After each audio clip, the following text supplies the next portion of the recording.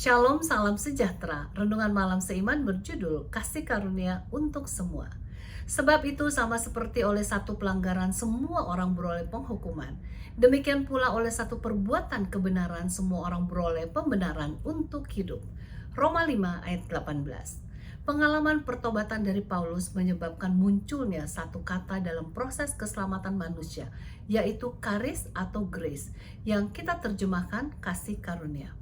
Walaupun kita telah melihat bahwa kasih karunia terdapat dalam perjanjian lama ataupun di dalam Injil, namun kata kasih karunia jarang sekali digunakan sebelumnya. Pertobatan Paulus yang selama ini kerja keras untuk keselamatannya, bahkan sampai menganiaya untuk mendapatkan pujian dari Tuhan, akhirnya menyadari bahwa semua usahanya itu adalah sia-sia belaka.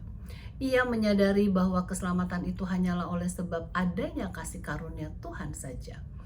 Panggilan Tuhan yang diberikan kepadanya saat dia melakukan dosa begitu tertanam di dalam hati Paulus, sehingga ia menyadari bahwa keselamatan itu hanyalah sebab kasih karunia Allah dan sama sekali bukan oleh karena usahanya sendiri.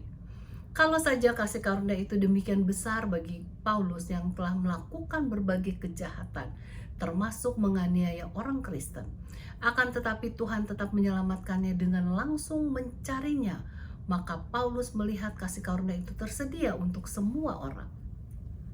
Tidak peduli bagaimana besarnya dosa masing-masing yang telah dibuat, namun setiap orang mempunyai kesempatan untuk mendapatkan pengampunan. Setiap orang bisa mendapatkan kasih karunia Tuhan, sebab Yesus mati untuk semua orang. Akan tetapi sementara kasih karunia tersedia untuk semua orang, ada syarat yang dibutuhkan oleh orang berdosa untuk menerima pemberian keselamatan yang berharga tersebut. Ini adalah pemberian terbesar yang pernah diberikan kepada manusia, yaitu pemberian keselamatan melalui Yesus. Charles C. Ryrie menyebutkan dalam bukunya The Grace of God, halaman 60, untuk Paulus, kasih karunia adalah dasar dari semua pemikirannya. Kasih karunia adalah realitas dari iman orang Kristen. Dalam perjalanan ke Damaskus, dalam pikiran Paulus, hanya ada dua fakta besar.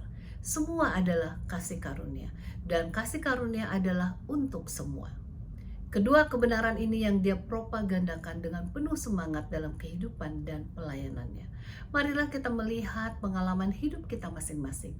Apakah kasih karunia adalah dasar kehidupan kita? Sementara menyadari bahwa tidak seorang pun dibenarkan oleh sebab kebenarannya, maka kita harus kembali kepada kenyataan. Yesus menawarkan kasih karunia-Nya. Kita patut menerimanya dan itulah sumber kekuatan untuk kehidupan dan pelayanan kita.